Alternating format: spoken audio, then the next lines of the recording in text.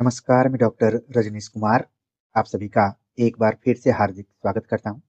प्रिय विद्यार्थियों, आज के वीडियो लेक्चर में हम एक स्पेशल क्लास लेकर आप सभी के सामने हाजिर हैं।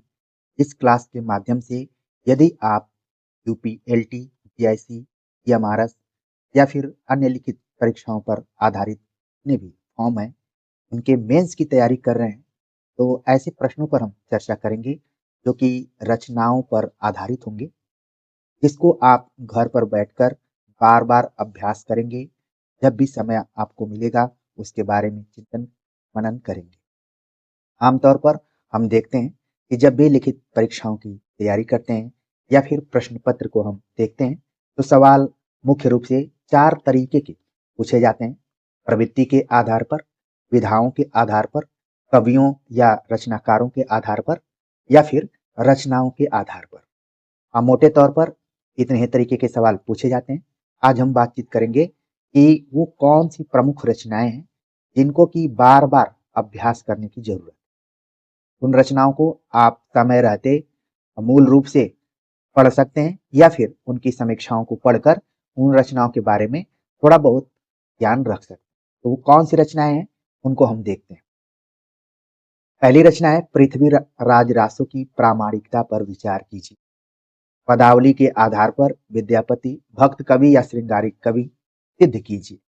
नागमती के विरह वर्णन पर विचार कीजिए। रामचरितमानस की वर्तमान प्रासंगिकता पर विचार कीजिए। भ्रमर गीत के आधार पर उद्धव गोपी संवाद पर विचार कीजिए।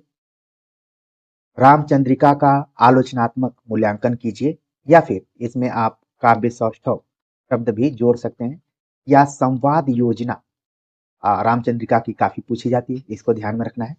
प्रिय प्रवास के आधार पर राधा कृष्ण का मूल्यांकन कीजिए कि अब तक जो हम भक्ति काल में राधा कृष्ण को पढ़ते आ रहे थे, उसको खड़ी बोली प्रिय प्रवास में किस तरीके से चित्रित किया गया है। साकेत के आधार पर उर्मिला के विरह वर्णन पर विचार कीजिए। कामायनी के महाकाव्यत्व पर विचार कीजिए।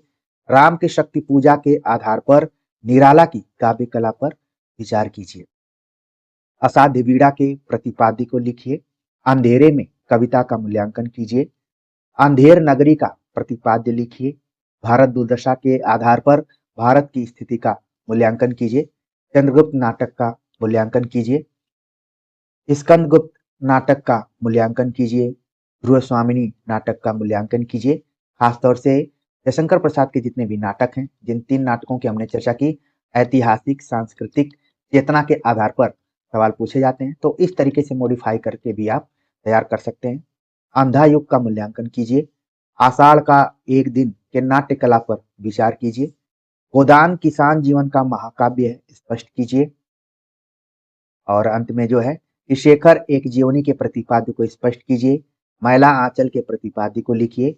उसने कहा था कहानी में प्रतिपाद्य प्रेम का मूल्यांकन कीजिए। कफन कहानी के यथार्थ पर विचार कीजिए। वापसी कहानी के यथार्थ पर विचार कीजिए।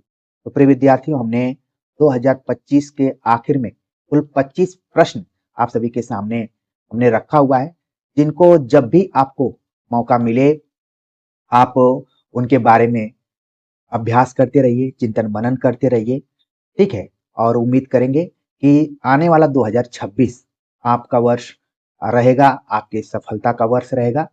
इसी के साथ मैं आप सभी को नए वर्ष की हार्दिक शुभकामनाएं भी देना चाहूंगा। जिस तरीके से आप अ, अब तक चैनल पर बने हुए हैं, आगे सफल होकर भी आप चैनल से बने रहेंगे, अन्य लोगों को जोड़ेंगे भी। हमारे दिमाग में आया, चूंकि तमाम विद्यार्थी नोट्स बना रहे हैं और वो चेक करने के लिए दे भी रहे हैं, कुछ विद्यार्थी अपने से भी प्रश्न बना रहे हैं, तो मुझे लगा कि आप उन्हीं प्रश्नों को पढ़िए जो अपने समय के कालजयी रहे, यानी कि उनकी प्रासंगिकता हमेशा बनी रही।